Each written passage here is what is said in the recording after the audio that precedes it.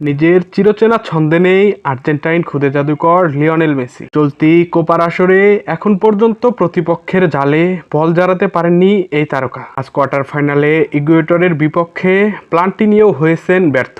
তবে গোলরক্ষক এমিলিয়ানো মার্টিনেসের নৈপুণ্যে জয় নিয়েই মাঠ ছেড়েছে মেসি বাহিনী।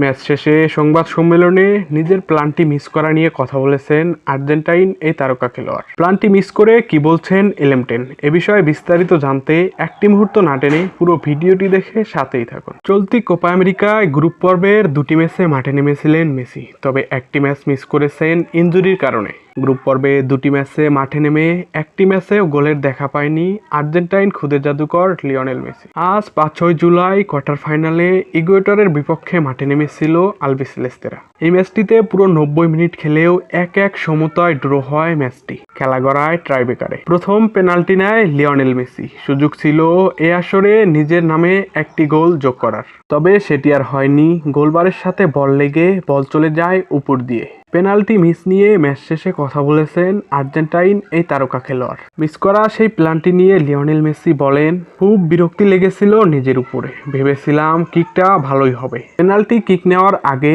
আমি দুই গোলকিপার দিবু মার্টিনেস এবং রুল্লির সঙ্গে কথা বলেছিলাম। এই কিকটার অনুশীলন করা হয়নি, শুধু তাদের সঙ্গে কথা বলে নিয়েছিলাম। আমার চেষ্টা ছিল বলটা আস্তে মারতে, কিন্তু উঁচুতে উঠে গেল।